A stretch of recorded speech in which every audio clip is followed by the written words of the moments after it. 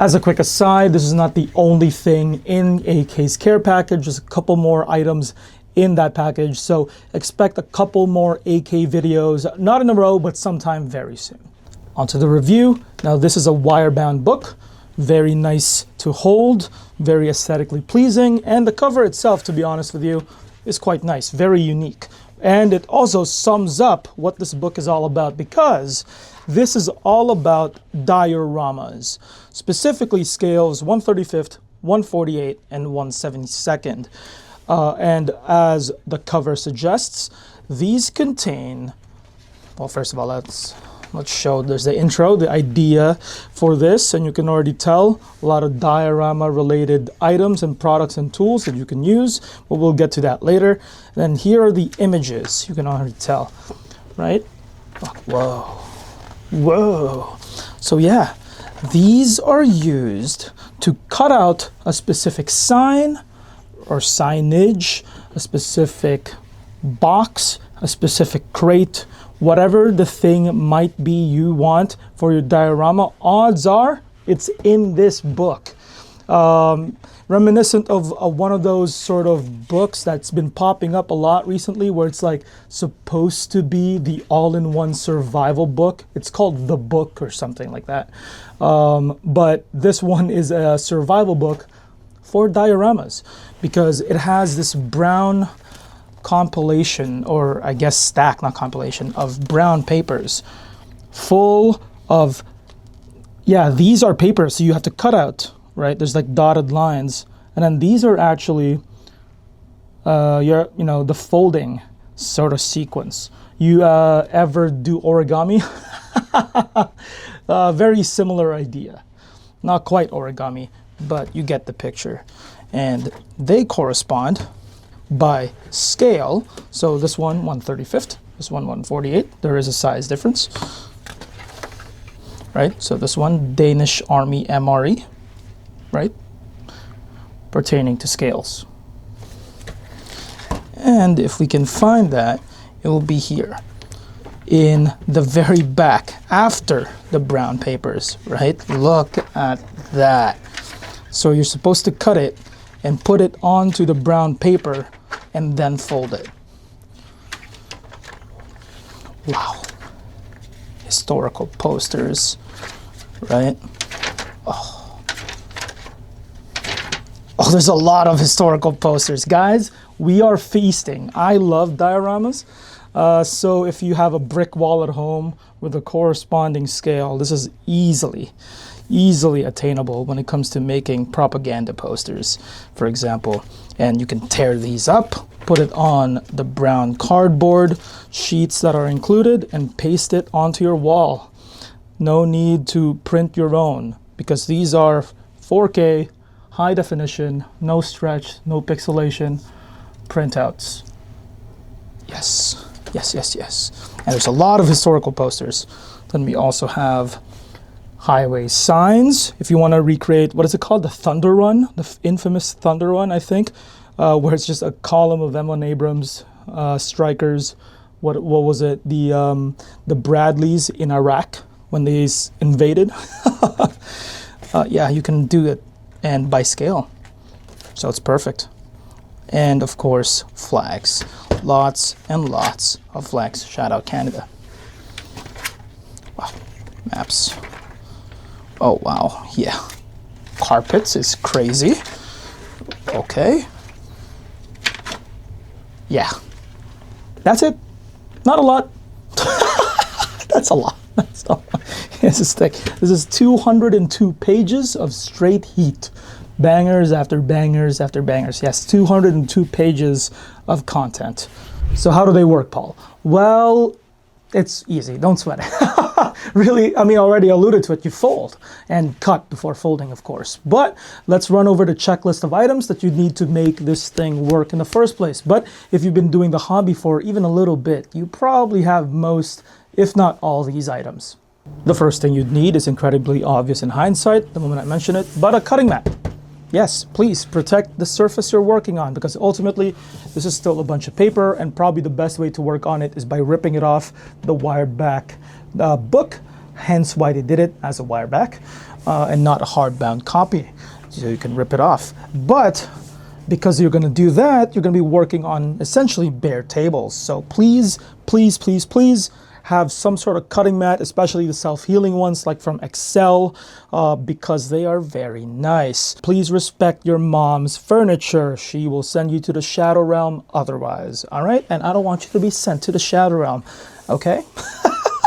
The second thing you'd need is some sort of cutting equipment. Most commonly, a lot of you will go towards the common pair of scissors. All of you should have something like this in your house, a pair of scissors, right? So if you do, move on to the next section. But before you do, if you're interested, I do have a couple suggestions, namely Tamiya's HG Tweezer grip scissors, tweezer grip scissors, say that 5 times fast, and the mini curved scissors, right, 151 and 157. These are nicer, I would say, for the task because they are smaller and more precise, whereas this is kind of a big brute in comparison. Because if you take a look at the boxes you have to fold, look at that, they're tiny, and that's the scissors. Even the 1/35 scale versions of it are quite small. So to be honest with you, maybe hold off on the normal kitchen scissors that you're about to use and use something more precise like these two. But there is another alternative, of course, and that is the humble hobby knife. This is Excel's 15001 hobby knife. Probably their most popular product, or one of anyway. Contains an 11 blade, and it is near scalpel level of sharp. This is definitely more precise than any of the 3 scissors I've shown off, but they are more dangerous. I would recommend, if you are under the age of 18, to have a responsible adult do this part for you if you opt for a more precise knife. Because this is dangerous. And to be honest with you, if you're not confident and you're a grown adult, have someone who's more confident than you and is also an adult. There's no shame in help or asking for help. Knives are just incredibly dangerous. And a hobby knife is no exception. They're basically scalpel surgery level sharp. They're incredibly sharp. The third and final product you'd probably need is the PVA glue, the humble PVA glue. Of course, it's an AK product, so they're recommending the Wolverine PVA glue, though I don't blame them. They're actually quite nice. But it is sold out in our store because that's how effective they are and popular, at least compared with its counterpart. The counterpart being Elmer's. Elmer's is still in stock because it is often underestimated. People go towards Wolverine first before they buy the Elmer's. It's underestimated because you've used it in the first grade. So you associate it with like kitty products. But guys, PVA in general, and of course specifically Elmer's, is quite effective. That being said, there is something to be said about one of these products. Typically ones that look like roll-on deodorant, those ones, because I don't know if you remember from grade school, whenever you're using PVA or Elmer's specifically, right? Whenever you put a little too much than intended, the paper gets soaked, waterlogged, and it is basically unusable. They kind of just rip. So if you're afraid of that eventuality, grab yourself a PVA glue stick. It should solve all your problems. And in my opinion, that's probably the way to go. Because you're going to be putting them flush against something like this, something this tiny. And to be honest with you, if you put a little bit too much of a dot, right, beyond a dot, then you've already kind of soaked and ruined the box you're about to fold. So let's avoid that eventuality. Let's just use a roll-on PVA glue or a PVA glue stick. I've only ever talked about the brown sheets and the materials you need to use them. But really, guys, the brown sheets and any cutouts using them are a small section of this cutout book because you only use them for crates and boxes. that's about it. The rest of the book, you saw them, propaganda posters, maps, flags. Those don't need to be put into a shape of a box. So you can use any surface so long as it provides stability to the propaganda poster or the highway signage you're using. And with that being said, the surface doesn't matter. Balsa, foam, cardboard, the little presentation papers you have from high school, use anything. And for today's demo, we will be using Plastruct, which is a styrene sheet, and Evergreen, which is a styrene sheet. So this is Evergreen 225, and this is Plastruct 90406. And we'll be using them not necessarily in conjunction, but at the same time. But keep in mind, of course, as your surfaces change, your adhesive will probably also change. So for today, I'll be using CA, just a much easier time to use CA than Elmer's on top of styrene. Just my opinion. I know some people use Elmer's sometimes, but it might rip. Thankfully, AK knows what they're doing, because what they did was they put all the highway signs onto a very thick cardstock, what you would use on calling cards. So they need to be rigid, because highway signs in real life are made of metal and are completely rigid, so that you need something to translate well on camera and in person. So cardstock it is. Well done, AK. If you don't want to remove the page, just do it like this, right? And then just cut it.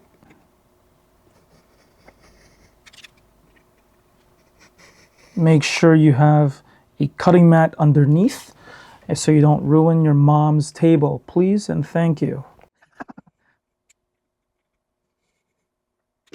So you saw me cut out the signs here using Excel's heavy-duty plastic snap blade knife. This thing, it's pretty cool, pretty heavy-duty, as the name implies, of course. And then I'm using Tamiya's 74123 side cutter, one of their most popular ones, to trim the sides. After all, this is still cardstock, so there'll be like these little sort of white paper sticking out from where you cut it out and ripped it off. It's just inevitable. It's going to happen, especially if you're cutting from the middle of the page like I was, without ruining the rest of the page. It's bound to happen. Now, the best course of action is to probably and preemptively cut all of them with a dedicated cutter or a scissor. But that's not what I did. I want to preserve the book as much as possible. For this demo, I'll be using BSI's 111. This is their extra thick glue, but really it's just normal thickness if you use a lot of super glue. So yeah, I'll be using that, and I'll be sticking it on to the ridges here. Be very careful with super glue and CA. Hard to remove. Yeah, just glaze it on and put the sign. Oh, I almost got myself there.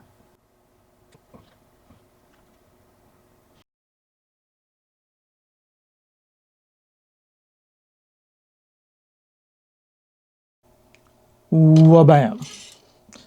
Yeah, oh wow, that looks good. Really good on camera. This is proper 1/35 scale as well. I did a little bit of research, like 5 minutes worth, and according to people who've done this previously, their signages were about 14.3 or 14.3 centimeters, or about 5.5 inches off the ground, which it is, yeah, roughly. So yeah, this is great. Obviously, this is not conducive to the actual Iraq directions and distance. I just picked these 3 signages because I thought they looked good. But yeah, this is really, really good. And don't worry, it will fit any 1/35 scale tank. An Abrams and a T-55 is about 8 to 9 centimeters tall when fully built. Maybe 10 if you have the turret properly set up, the secondary turret. But otherwise, yeah, this is really, really good. And there's also this mini sign right here. We have similar signages here in Toronto approaching Pearson Airport. So it'd be roughly right here when you're driving. And it says this much distance to Basra Airport. Perfect. I can't believe AK has done this all in one concise package. No need for any graphics design talent or powerful printers. It's all in one book. So what do you guys think? It's not bad, right? Yeah. So what scale would you end up using the most in the cutouts book? 1/35th, 1/48th, or 1/72nd? Regardless, let us know in the comments section down below your preferred scale. And the cutouts book is now available on pre-order on our website. Links in the description down below. It releases Q2 of 2026. And we do ship them out the day we receive them, unless it's like Sunday. We don't work on Sundays. Yeah, we run Chick-fil-A hours here. But regardless, thank you guys so much for watching. My name's Paul, and down below, not just the items, but our real-time inventory as well, just our general website, sunwardhobbies.ca. Also down below is the links to all our social media pages. We're active on all of them. And finally, please like and subscribe the video. We're trying to hit 20K before the end of year, and we're at, I think, 14.5 now, which is awesome. So maybe we make it, who knows? So yeah, bye guys, till next time.